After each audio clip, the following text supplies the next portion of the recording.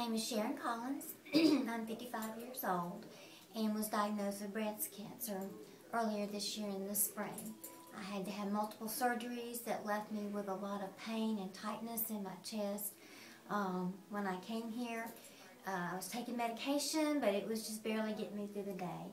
I've so improved in these last few weeks that I have been able to go back to my normal activities and still getting better.